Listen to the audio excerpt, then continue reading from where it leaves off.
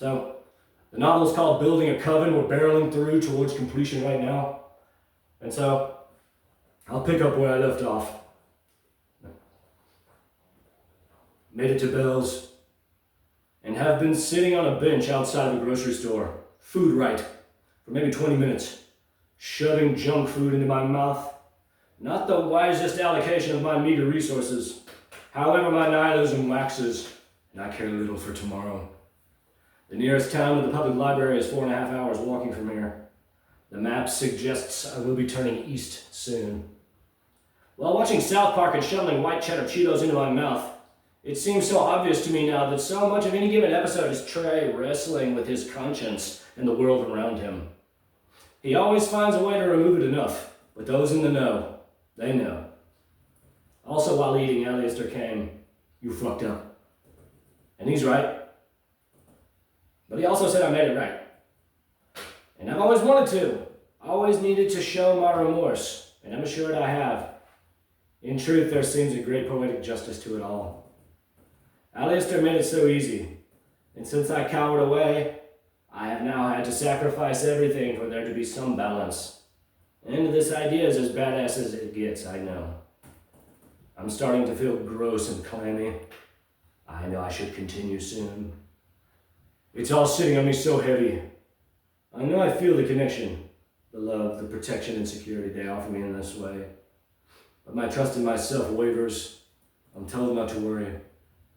Hazel's email is perplexing to me. She wouldn't say one way or the other, beyond that I'm hot and maybe insane. There's nothing to say to her now. I asked her for help, and she never has. She's into me, and stubborn as hell. Suppose I'll continue soon, but I'll chill another couple minutes. Maybe another 2 miles or 3 outside of Bell's, between there and Gadsden, thereafter Humboldt, where the nearest public library will allow me to charge my phone. The map reads 4 hours walking from here. I sit in another shady grove just shy of 2 o'clock. Birds rattle branches overhead. Spiders scurry up their silken threads to the safety of branches they descend from. The ground is soft, mulchy. Beds of leaves spanning countless winters cushions me, if only for a time. Listening to Manly Palmer Hall about the Rosicrucian mystery, 1957, surely MPH at his zenith, calm, certain, offering his timeless wisdom week after week. We are fortunate to have his legacy, his body of lectures at our disposal. It must be a most excellent display of the internet's utility. I am hurting and afraid. I do not know what tomorrow brings. I ate an orange I found on the roadside, and my family rejoiced in my effort towards self-care. I want to care about myself, but everything feels chaotic, confused. Golden bands of sunlight break through and into the thicket. A broken sapling, resting in perfect dihedral alignment with a branch growing out of another tree right next to it. Traffic dopplers by behind me. I am sitting against my bag against a fallen rotten tree, uprooted outright, maybe 30 years old, maybe 37. My shin and right leg are in great despair, great pain. Would someone completely take advantage of my kind heart? I want to see the love from everyone in Coven, but I am so afraid. Oh, it is so dense. It is equally difficult to think it bullshit. It's too wide, too many characters, I know. And Lisa, good Alistair, I can't. It's too little, I know. Time will tell. And if I die between here and there, my life never mattered anyway. I don't really know what to write. My mind is spiraling, and my body is weary. I guess I'm considering writing them. I guess I should. I'm sure the post office in Humboldt is easy enough to find. Everything I've done is to avoid humiliating myself and get something out of all of it. And in so doing, I have continued to humiliate myself to higher and higher degrees until all that's left to give is my life. Clay assures me it's real. It is a little comfort. 2:26, maybe 3 hours of daylight. I know there is nothing left to write. What can I say? I wish I was dead. I don't know that is true. I don't know that it is true, but it feels true. I am alone. I still hear them all, but I am concerned. I hear gunshots in the distance. I guess that is my cue to continue in peril. Blessings continue. I got another ride into Humboldt, and am now charging my phone through an outdoor outlet in front of a small gas station. I spent only one of my $5 on a soda as a token of my gratitude, Coca-Cola. I'm often chided and told my eating habits are horrendous, which is true and funny. Now that I've cut all these hours off of my walking, I am relieved, if uncertain as to how to continue. If my phone is charged, there really is no need to wait. I should have drank some water before this soda, but the carbonic cold bite is refreshing. It is a testament to life, flavor. Neighbors honk as they drive by each other, and each thinking the same thing at roughly the same time. That is, I'll say hello with my horn. Against the afternoon sun, 2 one-story ranch homes, 1 brick, 1 siding, and 1 2-story apartment building with 4 units pepper the easement opposite the gas station, which has no real signage and only 4 gas pumps. Across the other way, an older white man pushed Moses' lawn. Now the easement. Why now? Who knows? Maybe he pops his Percocet after his nap for a second wind. I've always felt that if you make it too old, you by default have permission to do drugs all the time. Painkillers, I mean, because you're old and achy, and who can prove otherwise?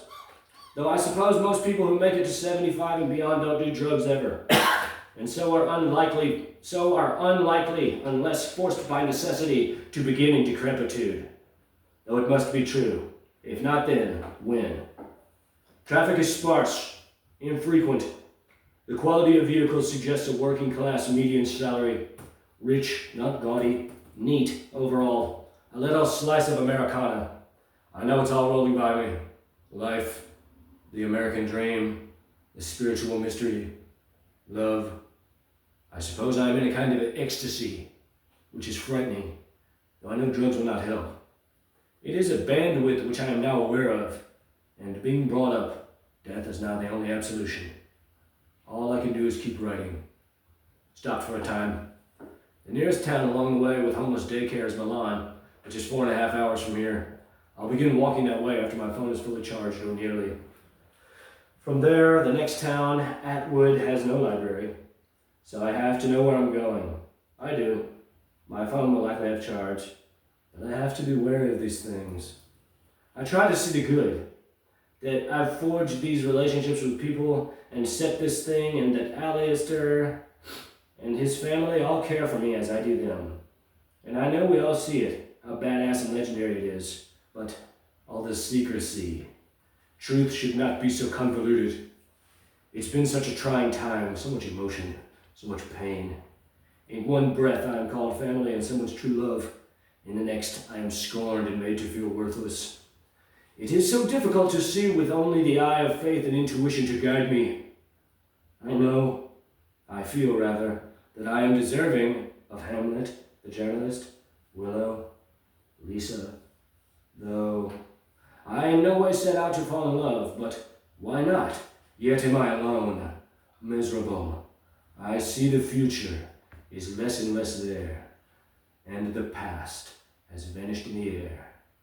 And I'm left in the now with a wondrous glow. I think I'm still me, but how would you know? Endless poetry, a pure pollution, my great blessing, my memory, my great curse. You have everything ahead of you, I'm told. A group of similarly clad fathers and sons in black and white checkerboard flannel shirts come into the store. The one dad is busting the other dad's balls about having an old-ass truck and how therefore problems are overdue. These scratch-off types always seem as sad and alone as me. This woman sits in her running car, scratching away, parked in front of a gas pump she'll likely never use. Back and forth, in and out of the store, cashing in her ticket winnings for more tickets. Older black woman, maybe 60, driving an early 2000s maroon Impala. A simple, easygoing woman, I'm sure, though perhaps an alcoholic, addicted to pills, who knows. The harsh halogens have been turned on as golden hour approaches alongside this dad bitching about his woman lying about losing her phone. They leave. A perfect, radiant halo through the trees, which I have to be careful not to stare at too long. I'm assured I'll be there soon, and maybe so. Kindness does exist. I want to believe it too, though. If I chop it up into these 6 and 7 hour stretches, and if the Lord sees fit to helping me with rides along the way, just one a day, or every other day, Even. I know I'll be there soon. I took 2 hits of the vegetable. I don't think it was too much. I think I just smeared bug guts all over the book. My life is a mess. I'm assured everything's coming together. I know I could never employ such elaborate tactics. I'm told not to worry.